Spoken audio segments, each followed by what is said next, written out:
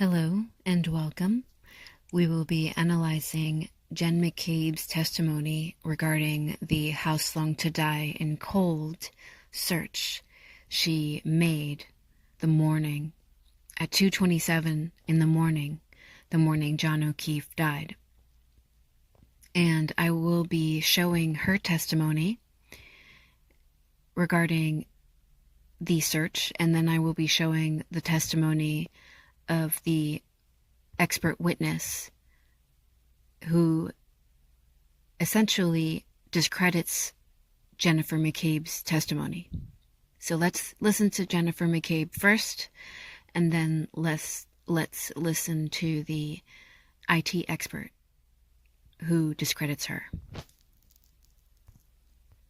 Celebrite data shows that you were engaging with an app called Safari to engage some Google searches, correct? Yes. That would be generally accurate as well, correct?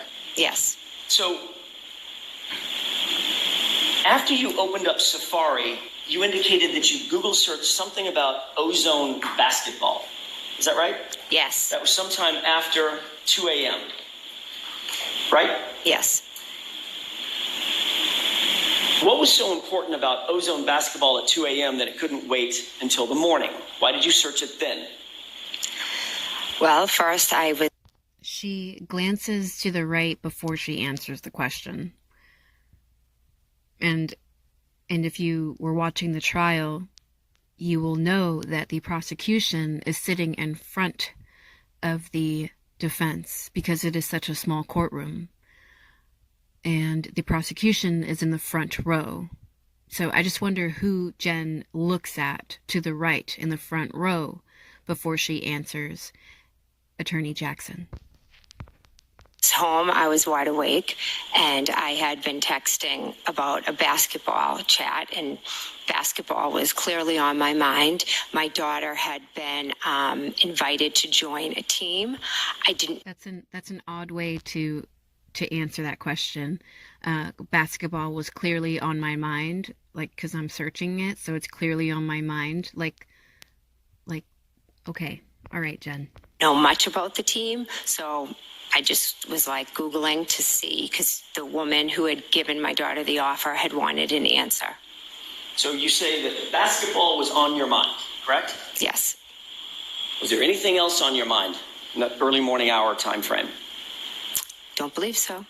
Ms. McCabe, if you wanted... She has such disdain and aggression in her face, and you'll know, like, as he's asking her questions, watch her face, watch her facial movements, her head movements, and her eyes. Like, this woman looks like she's ready to battle. To know, in general, how long it takes for a human being to pass away because of exposure to extreme temperatures, right? If you wanted to know the answer to that, what would you Google search? What phrase would you use? I'm not sure. All I recall is what the defendant asked me to Google in the morning.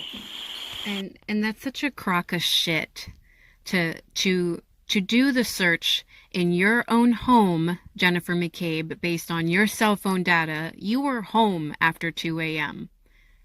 and you made this search at 2:27 a.m. for you to then blame it on Karen Reed. Like, that's just black. That's just nasty. Like, this woman has a black heart, Jen McCabe. She takes zero responsibility. If you wanted to know, I'm asking a different question. Mm-hmm. If you personally wanted to know, how long does it take for a person to die of exposure due to extreme temperatures, what would you put in? What phrase would you use? Objection. Sustained.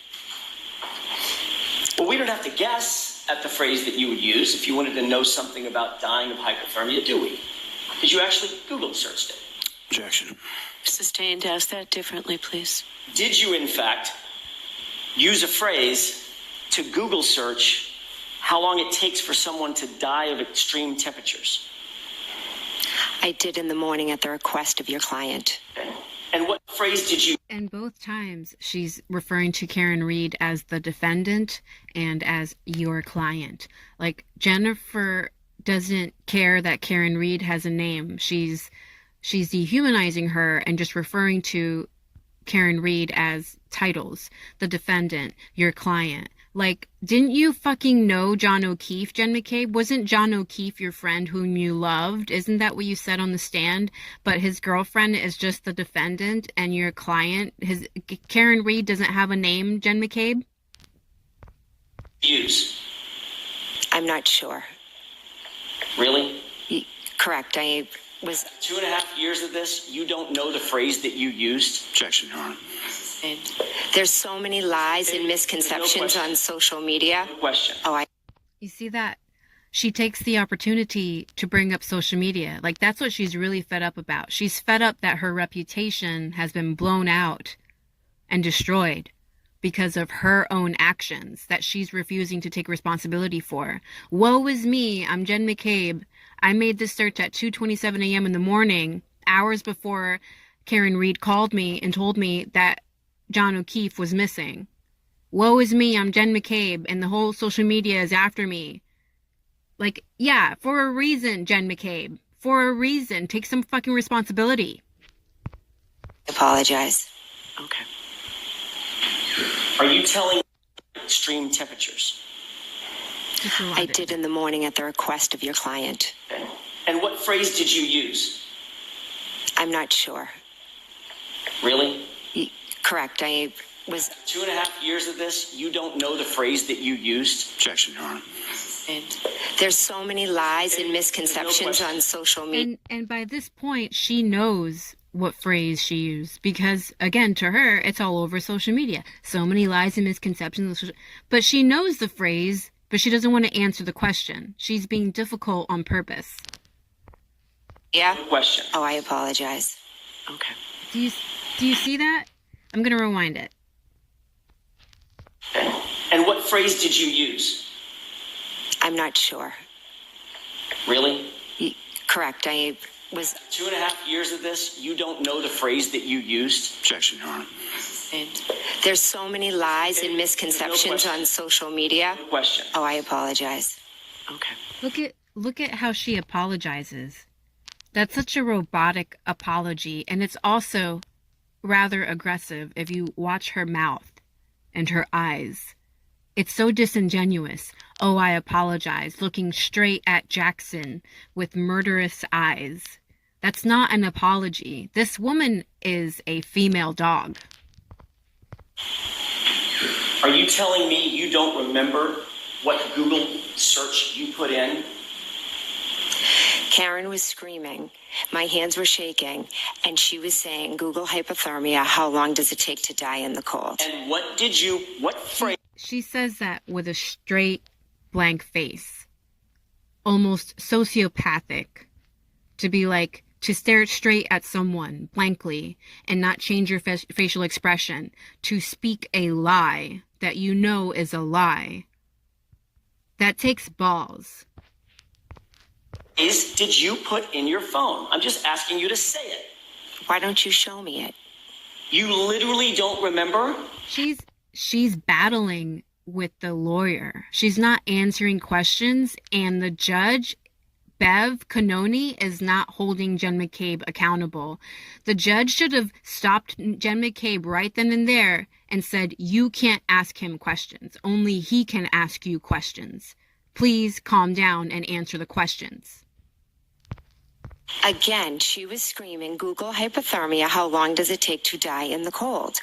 And I picked up my phone and I started Googling. And you literally, to this day, right now, under oath, you're saying you don't remember that phrase that you used. Objection. I'll allow it. Is that what you're saying?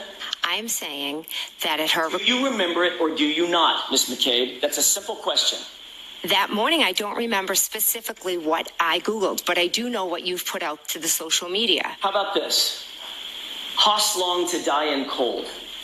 Does that sound familiar? Yeah, it's been everywhere Why does that sound so familiar? because you've put it out in social media. Well, I haven't. Yeah, it's been everywhere. But so you knew, Jen McCabe. You just spent the last 2 minutes pretending like you didn't know. You couldn't just answer the question. You had to be difficult. put anything out in social media because I don't personally have social media. I'm sorry, Turtle Boy did. So if the world happens to know it, that's not on me, is it? I guess not. I guess not. Look at her blank stares. Like, she's like, yeah, I'm in a battle with you and I don't care. Like, come at me. That's how she is. Just like Colin Albert, you know, pull up, bitch. That's Jen McCabe's attitude too. It must run in both families, the McCabes and the Alberts. This come at me, bitch. Pull up, bitch. I got you. I ain't afraid of you. And yeah, try and hold me accountable. See what happens. That's Jen McCabe's entire fervor while she's on the stand right here. A very toxic personality. Costs long to die in cold is what you put in to the Google search, right? If you say so. Is there a reason that you don't want to admit to that? Absolutely not. It's a simple question, right? No.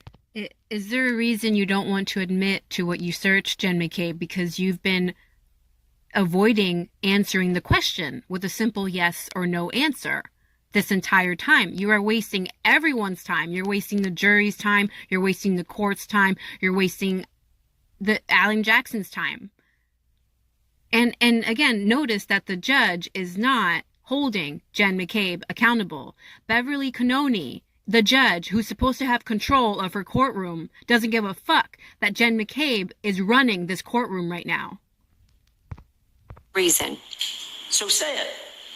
What Google search did you use? Objection. Sustained.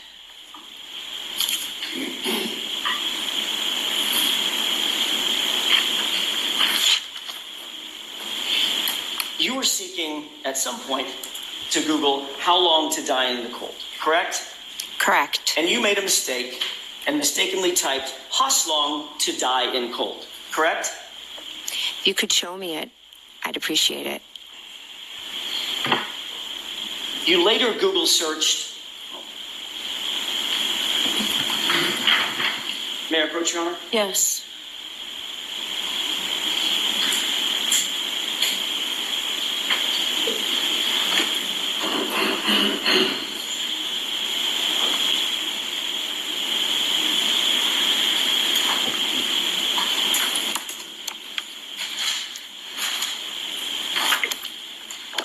Thank you.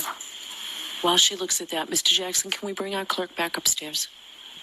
Of course, yes. I think we're back to this. Thank you very much. Can you text Jimmy and tell him?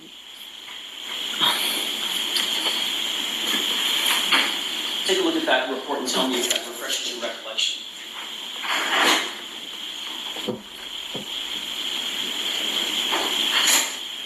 Yes, it does. Does that appear to be an accurate page from a Celebrite extraction from your phone? It does. Okay. May I have that back? I'm sorry, may I approach? Yes. May I have that back for a second? Yes.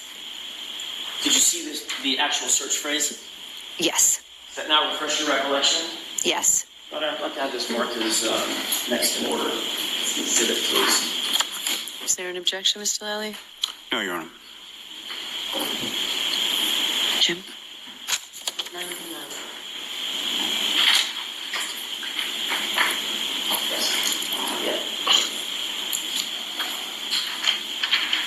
May I? Yes. What is that, Madam Court Reporter? I'm sorry. Thank you. Thank you. Move to publish this, Your Honor. Okay.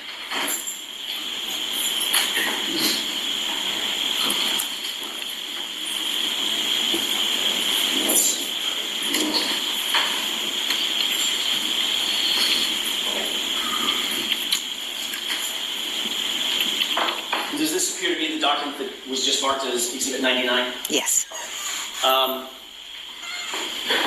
know it's a little bit small, Mr. Jason. You see this column, Yes. third column from the, actually it's the fourth column from the left. One, some dates, some data, and then a Google search, correct? Correct. What does that Google search say? House long to die in cold. Now, you indicate that you did that, you made that search at 6:23 a.m., correct? Correct. And then you indicated that you did it again thereafter at 6:24, correct? Correct. At 6:24, you misspelled the phrase and you spelled it as follows: how long T-I die in CIKD, correct? Correct. Now you claim that those two searches were at 6:23 and 6:24 a.m. respectively, correct? Objection. Phrase it differently. Sure. You've indicated under direct examination that these two searches were at 6:23 and 6:24 a.m., right? I don't know if I gave exact times, but I said it was in the morning and Karen had asked me to do it. And you claimed that you searched it because Karen was screaming at you and yelling at you, Googled hypothermia, and you Googled how long does it take for a person to die. I'm sorry, she said something like, how long does it take for a person to die of hypothermia? And you Google searched it at 6:23 and 6:24. Is that right? Again, I'm not sure about the exact times. I just did it after Karen asked me to do it. Would you quarrel with the idea that those were about 30 seconds apart? Okay. And you're aware, Ms. McCabe, that both misspellings of that phrase result in the exact same search results, don't they? I'm not aware of that, no. Well, you Googled them, ma'am. You're looking on your phone and you Googled them. How long to die in cold and how long to die in CIKD. Both of those. You Googled them, right? I did, yes. And they result in the exact same search results, don't they? I have no idea. So my question to you is, why the two searches? She was standing next to me. What Attorney Alan Jackson is saying, that regardless of how you spell that into a search bar on Safari, how long to die in CIKD or how long to die in cold, it's going to give you the same results because Safari, like Google search, Safari has smart search engines and they figure out what you're spelling, whether you misspell it or not. So you're going to get the same searches, the same results. And with Google, it'll usually give you a suggestion if you misspell something, but it's going to provide the same search results. That's what Alan Jackson is saying. And Jen McCabe is saying, is playing dumb, essentially. She's playing dumb. She remembers, allegedly, supposedly, Jen McCabe remembers that Karen Reed told her to search this, but Jen McCabe doesn't remember what the results were. And Alan Jackson is telling her it doesn't matter how you type it, you're going to get the same results. So why are you continuing to type it over and over again on the Safari search engine when it's going to give you the same results every time you type it, whether it's misspelled or not? What are you doing? He's screaming, shaking my hand. My hand was cold. I was trying to Google it. Obviously, maybe whatever came up first didn't make sense because I had some... And you'll notice that there is no evidence of this. Jen McCabe's story that Karen Reed told Jen McCabe to search this at 6-something in the morning. According to Jen McCabe, Karen Reed was the one that told Jen McCabe to make this search at this time in the morning while John O'Keefe's body's on the lawn. Like, whatever. Like, there's no evidence of this. There's no recording of it. There are voicemail recordings on John O'Keefe's voicemail messages, and there are 911 court recordings. But in none of those recordings do we witness Karen Reed telling Jen McCabe to make this search. All we witness is Karen Reed frantically trying to save John's life. There's like no time for anyone to be doing a Google search or a Safari search. But this is Jen McCabe's narrative, Jen McCabe's story, which to me is an absolute lie. misspellings, so I did it again. So Haslam to die in cold results in articles concerning dying of exposure, doesn't it? We never got the chance to read it. Well, you're the one, when you say we, who's we? Karen and myself. Well, you're the one holding the phone, Ms. McCabe. Correct. So you're looking down at your phone and you see exactly what comes up, correct? I don't remember exactly what came up. Well, what came up was something about dying of hypothermia, didn't it? That's what she asked. So why do it again? Why do it again, Miss McCabe? You had the result.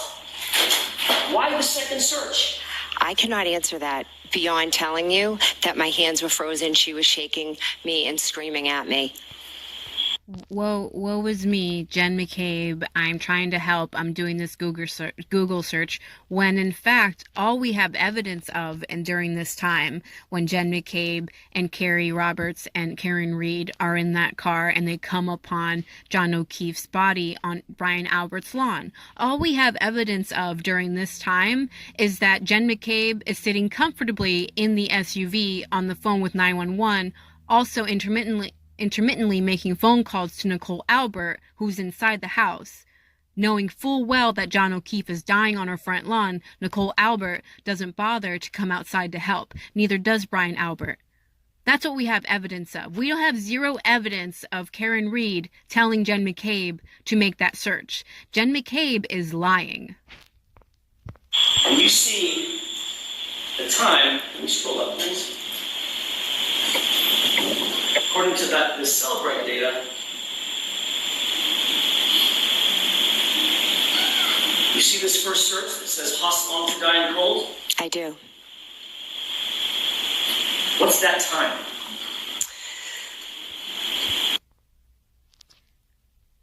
January 29th, 2022 at 2:27 a.m. That is when Jennifer McCabe made that search. And then she proceeded, probably after getting some intel advice from someone who Michael Proctor knows, some IT guy that Michael Proctor knows. Maybe it was her husband, Matt McCabe.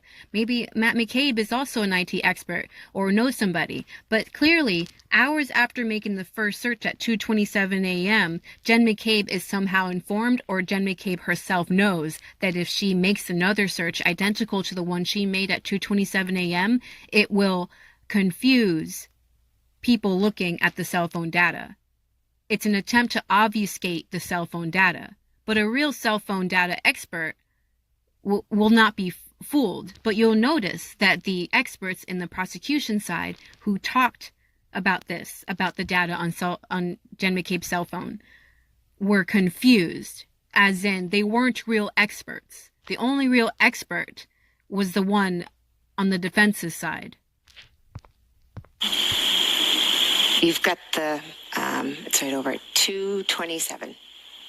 AM or PM? AM. Ms. McCabe, you made that search at 2:27 a.m. because you knew that John O'Keefe was outside in your sister's lawn dying. You'll also know, rewind it a bit. You see this? There's a category here, and to the right, if you read it when the light comes back on, there's a category to the right that reads deleted, and it says yes in red letters.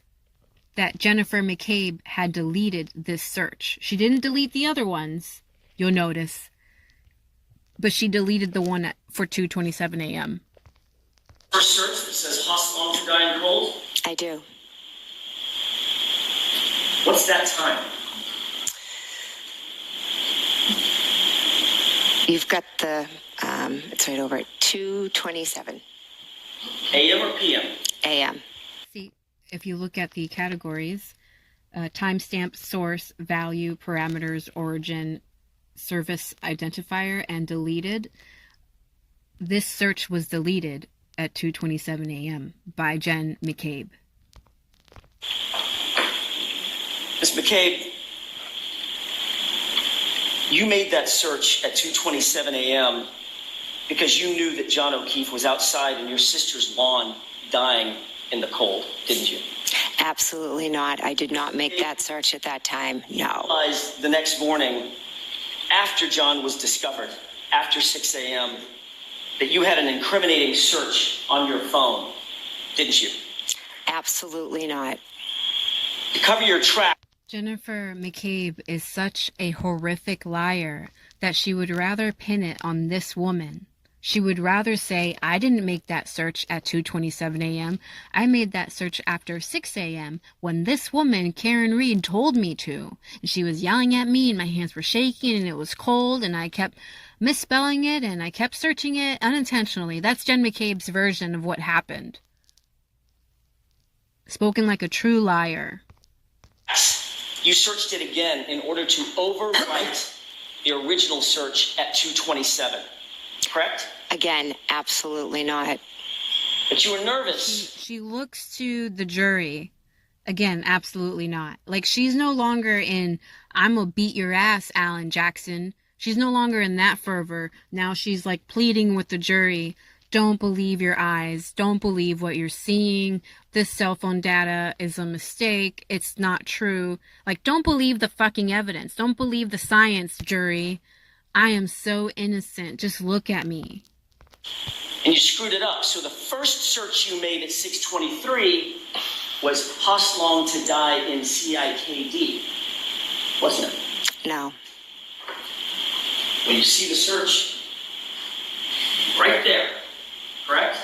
I see the search, but I disagree with your narrative. And what's the time frame? With your narrative, because it conflicts with my narrative, as Jen McCabe. It conflicts with my narrative. I can't lie because your narrative makes my lie not make any sense. Even though it doesn't matter what Alan Jackson's narrative is, it matters what the evidence says, Jen McCabe. And the evidence says, Jen McCabe, that you made that search at 2:27 a.m. and then you later deleted it. That search. 6:23. And you agree that time frame is accurate, right? Again, it's what the report says. And that comports with your memory of that morning, about 6:23. And you'll notice, like, that's what Brian Higgins says on the stand. That's what Brian Albert says on the stand. That's what Michael Proctor says on the stand. All the shitty characters in the Karen Reed case who are trying to pin this all on Karen Reed, all of them are assholes. And you may think, like, wow, how could that many people be assholes? It's not that difficult. It's simply a community. It's simply a culture in that community, a culture of assholery. And that's who Jen McCabe is. But you'll notice that every single one of them, while they were on the stand, when they were questioned about evidence that they made, that they created from their own devices, almost all of them have said, well, that's what it says. That's what the report says. That's what it says there. Like, dude, you fucking created that. It wouldn't have been there if you didn't create it. Why don't you take some accountability? But no, Jen McCabe, Brian Albert, Matt McCabe, Nicole Albert, Colin Albert, Brian Higgins, Michael Proctor, all of them are liars. Every single one of them are liars, and every single one of them has an issue with taking accountability for their fuck-ups. Morning in 51 seconds. Correct. There's a second search. Correct? Correct. And this one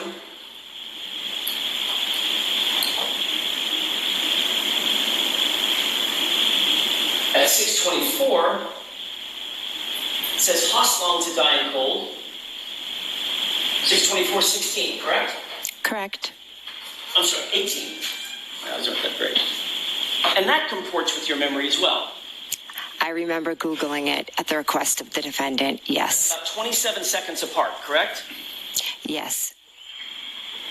But the reality is, your first search didn't comport with the 2:27 a.m. search, did it? It was a different spelling, wasn't it? I never searched a 2:27. That is not reality. But the 6:24 search did exactly mirror the search that, according to this report, took place at 2:27, correct? I'm sure Celebrite will be able to explain it to you. I can't. And then... So there she is. She's like, I already know the answer. I'm sure the prosecution's so-called expert witness can tell you why. It shows that, like, Jen McCabe already knows that the prosecution's expert witness, so-called expert witness regarding the cell phone data, is going to say, we don't know when Jen McCabe made that search because we're confused by all the timestamps. That's what the prosecution's so-called cell phone data expert says. And Jen McCabe right here is indicating that she already knows. She already knows.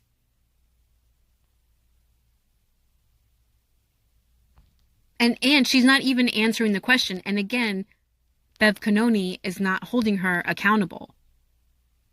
Jen McCabe has, throughout her time on the stand in this segment, Jen McCabe has been able to answer the questions how she wants to answer them, with very little accountability from Judge Bev. Those 3 searches, one of them ended up deleted. Isn't that right? I never deleted any search. She looks at it first. She looks at it up first, right? She looks up at it first, and then she answers the question. I never deleted it. Like, wouldn't you know if you didn't delete it? Why do you have to look up to know whether you deleted it or not? And it's like looking up doesn't really matter because she's still going to lie. Take a look at the Celebrite report. Top search.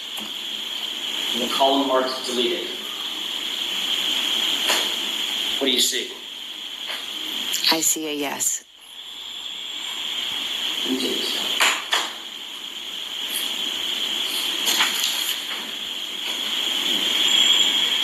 Ms. McCabe, the reason you deleted that 2:27 a.m. call is because you realized that if you were caught Googling how long it takes for a person to die in the cold 3.5 hours before John's body was found, that would incriminate you, wouldn't it? Objection. The objection sustained. Did you delete that search because you knew that you would be implicated in John O'Keefe's death if that search was found on your phone? Objection. Could you answer that, please? I did not delete that search. I never made that search at 2:23. I never would have left John O'Keefe out in the cold to die because he was my friend that I loved. But he's not your family, is he? She seems to look at the O'Keefes. She seems to look at the O'Keefes when she says that, and I will rewind it. Googling how long it takes for a person to die in the cold 3.5 hours before John's body Look was at where the found. O'Keefes are. That would incriminate you, wouldn't it? Objection. The objection sustained. Did you delete that search because you knew that you would be implicated in John O'Keefe's death if that search was found on your phone? Objection. Could you answer that, please? I did not delete that search. I never made that search at 2:23. I never would have left John O'Keefe out in the cold to die because he was my friend that I loved. But he's not your She's not trying to convince the jury right now. She's trying to convince the O'Keefes right now. Alan Jackson is accusing her of knowing that John O'Keefe was dead or dying at 2:27 a.m. on the front lawn of Brian Albert's house. Alan Jackson is accusing Jen McCabe of knowing at 2:27 a.m. that John O'Keefe was already on the lawn of 34 Fairview. And in her response to that accusation, Jen McCabe strongly says, I did not. He was my friend, and I wouldn't do that to him. And she looks directly at the O'Keefes afterward. She's not trying to convince the jury anymore. She's trying to save face for the O'Keefes. She's trying to plead to the O'Keefes, this is not true. I didn't know your son, your brother, your uncle. I didn't know he was out on the lawn. Don't believe Alan Jackson. family, is he? Family and friends. Is he Objection. not your- Sustained. You acknowledge that you made the search at 6:23, don't you? In the morning I did, yes. Acknowledge that you made the search at 6:24. Multiple times in the morning, yes. Of the 3 searches that show up, that were all found on your phone, the one that you disavow is the one that took place at 2:27 a.m., which would implicate you and exonerate my client, correct? Objection. Exactly. Exactly. She will say yes to the evidence presented there, so long it doesn't implicate her, Jen McCabe. Jen McCabe has said yes to the other searches, but she refuses to say yes to the 227 search. She refuses to say she deleted it as well. All the other evidence is true, according to Jen McCabe. She's admitting it. It's all real. But for whatever reason, the 2:27 a.m. search, no, that's fake. Someone put that there. Sustained. Can I ask it differently, Mr. Jackson?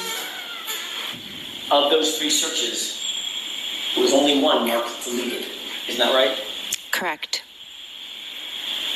That was the one at 2:27 a.m., correct?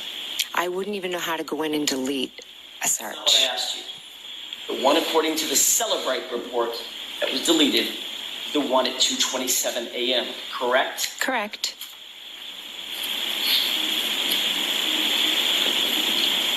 You would agree that that's awfully convenient for you, isn't it? Objection. Sustained.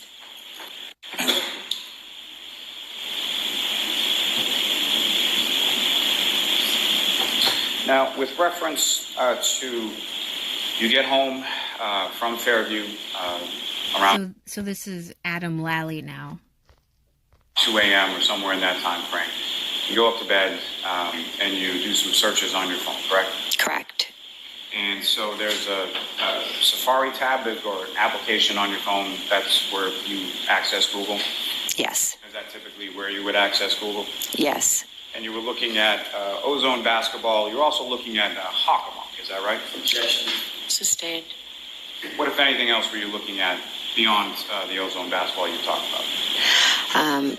We had an exciting game earlier in the night against a local town that has a very good basketball program. So I went on Hockamock Sports to look at the recap, and typically I'll do that to see how other teams did, etc. And around that same time, is that correct? Correct. Now, within when you did that, as far as looking things up on Google, were you opening up new tabs within Safari as you were looking at different websites or different topics? No. And when you went to bed or you went to sleep that evening, at some point you turned off your phone, right? Correct. And did you X out that box, that Safari tab that you were doing those searches with regard to Ozone and Hockamock? No, I used to always. So I'm going to stop it here, and then we'll listen to what the data expert has to say about Jen McCabe's cell phone. But amazing stuff. Amazing. And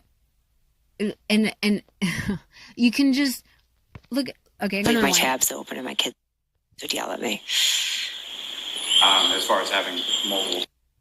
It's to look at the recap. And she's a lot more relaxed with Adam Lally with the prosecution. She's a lot more relaxed. She's not in battle mode nearly as much as she was with attorney Alan Jackson, the defense. You would agree that that's awfully convenient for you, isn't it? Objection. Sustained.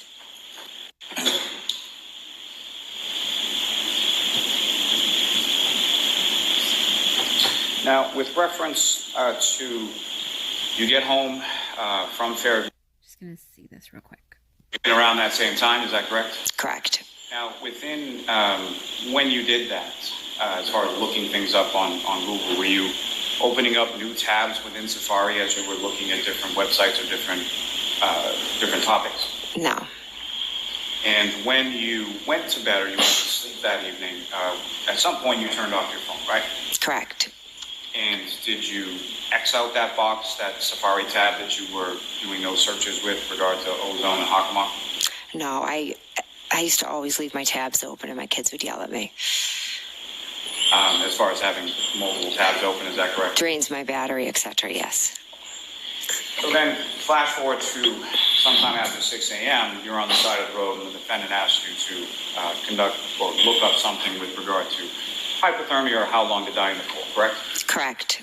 So when you open that, A very strong correct. Karen Reed did it correct. But she's still a lot more relaxed. She's leaning forward too.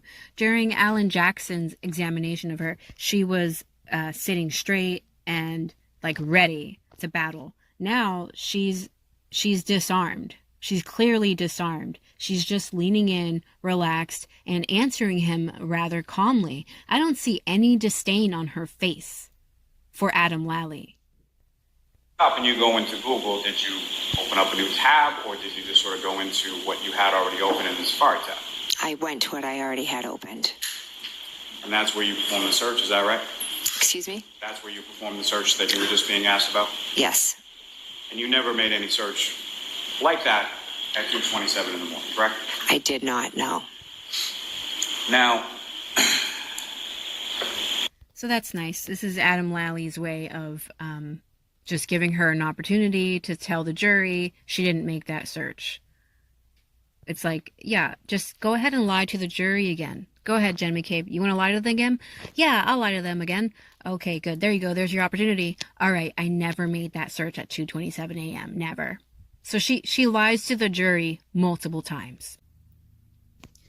So anyway, let's see how the video ends, because I don't know how it ends. Let's see. again, you've been shown what's been called a Cellbrite extraction report, correct? Yes. Are you familiar with how many Cellbrite extraction reports were conducted in reference to your phone?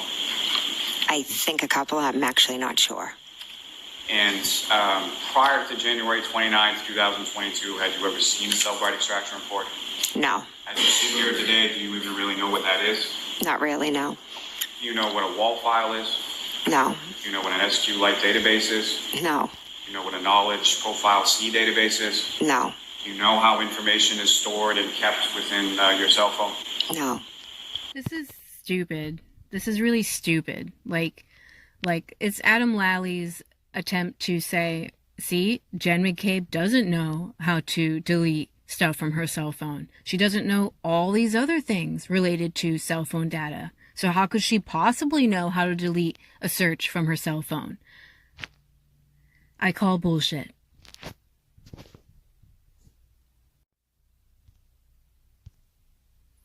So now we will be listening to the defense's data expert, cell phone data expert.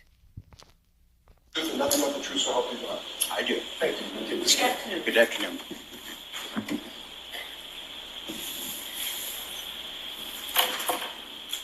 Look at how jolly this man May I is. proceed, Your Honor? Yes. Sir, if you pull that microphone as close to your face as you can so your voice will be kept up, and I'd ask you to state your name and spell your last name. Sure. Richard Green. That's Green. And where do you live, sir? I now reside in Coldwater, Michigan. What do you do? I own and operate a company called United States Forensics. And what is United States Forensics? Sure. We're a digital investigation firm. We have we're licensed in Florida and Michigan, but we do cases across the country. All right. And again, I'd ask you to keep your voice up only because we have an air conditioner there and we have jurors behind me that. Okay. So. I just really like this guy. He's just all smiles and jolly and approachable. Such a contrast from Jen McCabe. I'll do my best, sir. Yeah, as best you can. Now, you are president of that company, sir? I am. In addition to managing the company, what do you do on a day-to-day basis? Well, I perform the majority of the investigations. I specialize in computer, cell phone, cloud, auto video, metadata media, surveillance systems, things of that nature. Do you work in conjunction with others? Certainly. Describe that, please. Certainly. Well, we do take cases from individuals. Prefer to take cases from attorneys. We've also worked with numerous public defenders. We've worked with a federal public defender. We've worked with law enforcement. So quite a variety of clientele. Civil cases? Yeah, civil and criminal. I would put it about 60% criminals, 40% civil. Okay. And on the criminal side, you've done both law enforcement and defense, correct? Yeah, most of the law enforcement ones, though, have been more geared towards civil. It's when they had perhaps they were party to a suit, and it was just improper for them to use their own experts. So that's where we've provided assistance. Now, how long? Nice. It was improper for them to use their own experts, so they provided assistance. Unlike the prosecution in the Karen Reed case, who used Trooper Paul to conduct the so-called accident reconstruction. Have you been involved in the field of data forensics? Sure. Well, my first case and testimony was 28 years ago. I'm not even sure we called it data forensics back then, but that was 28 years ago. And then about 16 years ago, started the company United States Forensics, and been full-time in the industry since that point. All right. Now, you'd mentioned that you'd actually testified for the first time 28 years ago. That would have been 1996, if my math is correct? That's correct. You were qualified as an expert witness at that time? Yes, sir. In order to have been qualified as an expert witness, you must have had experience before that? Yeah, it was specifically in computers. We didn't do much with cell phones back then. By about a decade or so in computer IT, networking. We actually built a line of computers, a lot of repairs. So I was pretty deep into the computer IT world at that point. This man is already detailing that forensics, IT forensics, computer forensics, cell phone forensics, that all of that stuff is his passion. He's been in it for this long, for that long, that he lives for this stuff. You say you formed your company in 2006. Correct. And you work full-time, part-time? What's your schedule? Oh, it's been full-time ever since. Would you describe for the jury, please, your educational background, your training, certifications, etc.? Why don't we break it down into smaller segments? Sure. Okay. First, with regard to the training that you've received. Sure. So that would have to do with Associates of Digital Forensics. Well, that would more be your education, right? You received an associate's degree in digital forensics? Correct. Okay, so why don't we start with education, since you did? Okay. That was part of the work and more or less the formal training to get that degree. The certifications, which again, this all kind of goes hand in hand, but the certification training would be the CCE, which is Certified Computer Examiner from the International Association of Criminal Investigation Specialists. I also have a certification as a computer crime related investigator, cybersecurity, as well as computer first responder. The training aspects over the last 18 years on really a daily basis, when I've worked, I've participated in listservs, done research into the newest developments in the computer forensics, and really on usually a weekly basis, we'll target some training seminar. I found in this business, even if you took like 6 months off, you would start to get behind in this business. It changes that rapidly, and you really need to do continual training. Okay, and again, your voice trailed off a little bit at the end, so... I'm sorry. I'm sorry to keep reminding you, but I just want to make sure everybody hears. With regard to the amount, your caseload at USA Forensics, can you give the jury some idea of how many cases you handle on a yearly basis or have handled historically? Yeah, we average, I'd say between 100 and 120 cases a year. We probably get inquiries to about 3 times that amount. Okay. And have you testified as an expert witness in the area of computer forensics since that 1996 first appearance? Yeah, we testified about 24 times in various state and federal courts. Okay. And when you say various states and courts, is that state court, federal court? All right, so we fast forwarded it a bit so that we could get closer to the part where the expert witness discusses the house long to die in the cold search that Jen McCabe denied she flat out denied that she made that search at 2:27 a.m. So we will listen to the part where this expert says, no, she definitely made that search at 2:27 a.m. That browserstate.db/wall file, that's a temporary file, right? It's temporary by nature, but it's not. It's integral. It's part of the way the SQLite functions. So it's not like a throwaway file. It's part of the way the whole system works. And is it helpful to you when evaluating artifacts? Certainly, yeah. Just by nature of it, we'll find a lot of the newest artifacts in that wall file. Now, how do you determine the timing in terms of the timestamp on the browserstate.db wall file? Sure. So the wall file has different rows and columns. You can kind of think of it as an Excel spreadsheet. And in this one particular column, it was a time column. That'd be the nature of the data going into it. And this the heading on this particular one was last viewed time. Okay. Regarding that Google search for Haas long, and I say Haas, HOS long to dry and cold, found in the browser state DB wall file, what was the date and time for that artifact? Sure. So that's recorded in what's called Apicocoa time, and it's actually the number of seconds since January 1st, 2001. So you end up with this large number, but that gets converted to present to us something that's human readable, and then you have to apply the offset for the local. So once you do all those calculations, that's where we get the January 29th, 2022 at 2:27 in the morning. The specific, do you remember the number of seconds after? I believe it's 40 seconds. 2:27, 40 seconds. Yeah. Okay. And in what state did you find that artifact? Yeah, so the specific artifact, or it comes from a record, and the record number on this is 4028, I believe, and it was in a deleted state. Okay. Now, what would you normally expect to find along with the artifact, sir?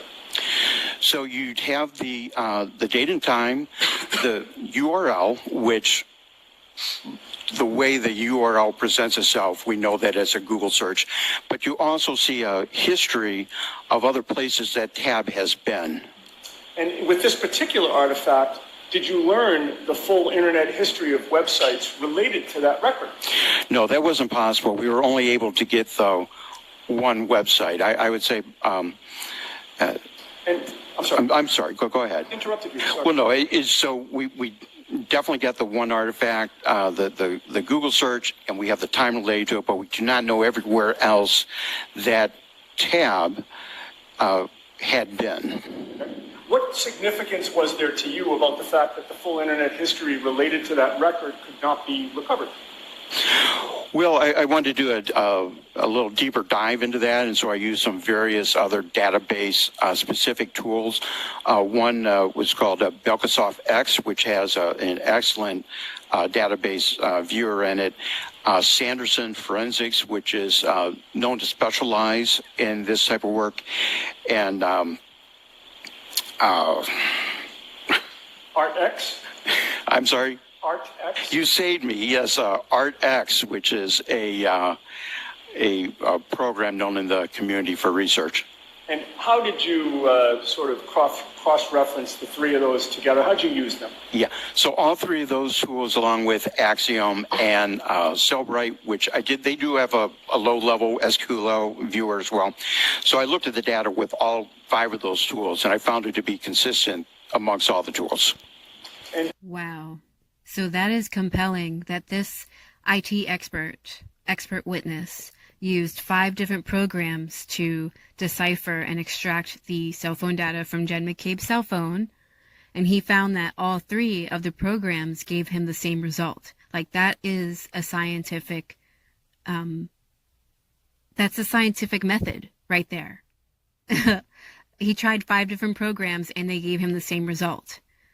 Like, he's saying that search could only have been made at 2:27 a.m. 5 different programs gave him that result. It was consistent. In addition to using those tools, what else did you do? So I wanted to get a little more context. One thing with this artifact, it is deleted. And one thing about deleted data, sometimes you get it all back, sometimes you don't, sometimes you get a fragment. Deleted data makes it very difficult to give you the whole picture of what's happening. So in this particular case, Yeah, see, and Jen McCabe knew that. This was Jennifer McCabe's phone, and she knew that. She knew that deleting the initial search of How Song to Die at 2:27 a.m., she knew that deleting it initially would destroy at least some of the data. want to see what other artifacts were around this time as it related to web history, and particularly this browser database file. And so, what do you compare the 2:27 a.m. search to in order to gain more information? Exactly. I'm sorry. What the information was. So what we found is that when we looked at a particular URL, a particular website that was visited, and then searched using that URL, the browser state database entry is the last entry in all of that. So we could see searches, videos playing. There's an artifact called Knowledge C that records the user's activity, but the browser state is the very last entry on the items that we observed. And did you find other examples of that you can speak to before this jury? Yes, I believe we have one printed out there. Okay. May I approach you, Honor? Yes. Okay. I'll place the document before you, sir. If you could familiarize yourself with that and come to me when you're done. I have it. What is it? Okay, so this is another screenshot from the Axiom program, and it is showing a search that we conducted for raining men, and then it takes that search, and we have a couple different items on there. We set the date to begin in 1970 and ending in 2100. In other words, we only want to see artifacts that had dates associated with them, and then we listed them from the newest date to the oldest date. And this particular one, again, it ends up with the Safari suspended tabs artifact being the very last in the series of dates and times. All right, I'd like to go through that, but first I'd offer it into evidence, Your Honor. Okay. Any objection? No, Your Honor. There you go.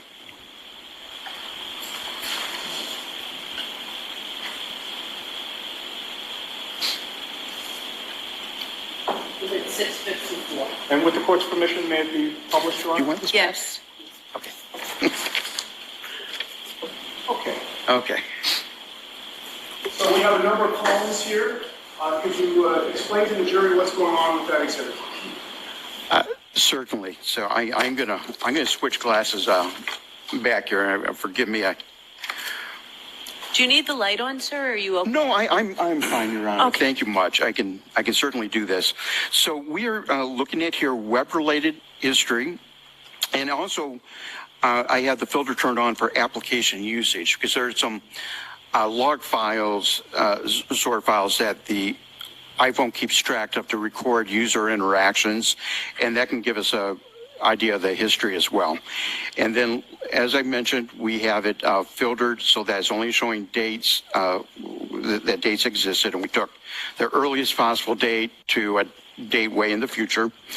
And then it's listed, and next to the date and time, you'll see a little arrow, and it's skinny at the top and big at the bottom. That tells you it's going from smallest, earliest time to latest time. And this particular view is showing us the last of that series, because what's relevant and really important here is that the Safari suspended state tabs ends up being the last of the entries related to that, not one of the beginning of the entries related to that. And what is the significance of the Safari State tab being the last entry? What does that tell you? Yeah, well, so it tells us the internet history happened before that, and the purpose of this tab on at least this particular iPhone with this very specific iOS version is to record the state of that tab when the user left that. And the whole purpose of that is if you're on Safari, you're on a website and say you have to take a phone call or answer a text message and you navigate away from the Safari app, when you come back, it remembers where you were and allows you to pick off from there. It also allows you to hit the tab button and see what other tabs you might have open and navigate to one of those tabs. All right, so as I see the last tab, am I correct that the time is 1:29 of 22, same day, at 2:27 and 38 seconds? Is that what it says on your... I'm sorry. I'm definitely getting a pair of bifocals. I apologize here. I feel a little silly. Yes, on this particular one. So that is just moments before the Google search artifact. The one that you previously talked about, the How Long to Die in the Code. How Long to Die in the Code, yes. But all the other history of this particular artifact was before that time, correct? Correct. So with regard to what that tells you about when the It's Raining Men was either searched or accessed, was that at, after, or before 2:27 and 38 seconds? I'm sorry, can you... Sustained. Okay, well, if you say it one more time. All right, let me try and put it a different way. Given the timestamp of 2:27 and 38 seconds on January 29th for that Safari suspended state tab with the It's Raining Men, what did that tell you about the timing of when It's Raining Men was accessed by the user? Yeah, well, so the indications would be that that tab was brought up and then went away from to do another tab. So it can happen less than a second. It doesn't take long to open up a tab and start a new tab. Can be done very quickly. I'm not really phrasing this the right way to get what I want. What I want is the timing. I think Yannetti phrased it correctly. I don't think the expert witness answered it correctly. I think the expert witness didn't really hear him, it seems like. Of the interaction with It's Raining Men by the actual iPhone user. When did that happen? Well, certainly, all the activity that we have is all prior to the recording of this that timestamp in the browser state. All right. Now, with regard to this particular example where the browser state DB is the last entry, so the activity happened before, was that unique on this phone, or were there many examples of this? No, I found many examples of this exact behavior. All right. Now, given your findings in researching these issues and how this user used this iPhone with this iOS, do you have an opinion to a reasonable degree of scientific certainty as to the timing of that search for How Long to Die in Cold? Objection. Sustained. Do you have an opinion to a reasonable degree of scientific certainty as to when How Long to Die in Cold was searched? Objection. Sustained. I can see you at sidebar. Thank you. It's such a profound question because, again, it discredits Jen McCabe's testimony. But it keeps getting an objection because first, when Yannetti asked it, it was kind of a complex question. It wasn't really a compound question, but it was kind of complex. And then Yannetti rephrased it, and I feel that the way Yannetti rephrased it was fine. It was absolutely fine. But the judge sustained it, and then she said, I'll see you both at sidebar. Like again, this is why a lot of people do not trust Judge Beverly Cannoni. A lot of people that watched this trial do not trust her. The way she handled this courtroom, how she called the shots. You know, she's supposed to call the balls and the whatever, the shots and the, she's supposed to have her courtroom in control. But she so often had it in control to the prosecution's favor, you'll notice.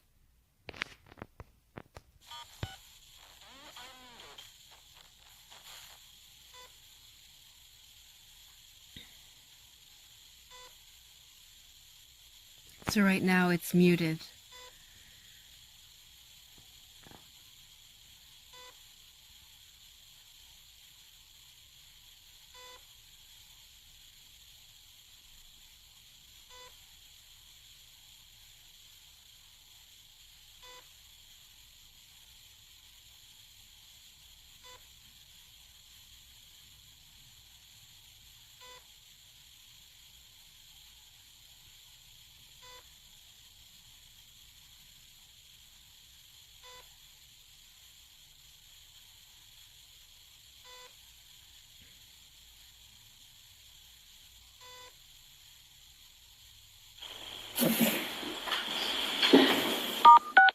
You are unmuted.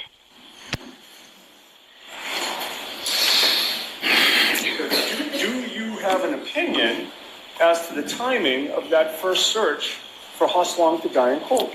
Yes, I do. What is that opinion? That would have happened at or before January 29, 2022 at 2:27:40 a.m. in the morning. And what is the basis for your opinion? Again, by how this particular phone operates with that exact operating system and comparing to other data on that phone and the way it presented it out itself is all consistent with that search happening at or before that time. And what opinions or conclusions did you reach regarding how, if any, how the 2:27 a.m. search was deleted? Well, we know that that's in a deleted state.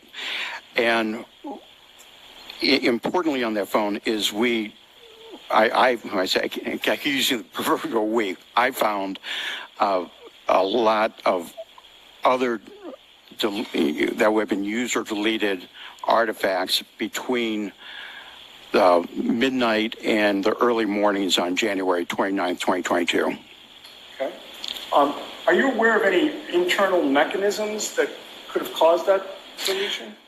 No, not in this particular case. I know of no mechanism that would have done that. All right. And you mentioned other deletions on the phone. I want to show you what has been marked, if I may approach. Sure. MMM for identification. Okay.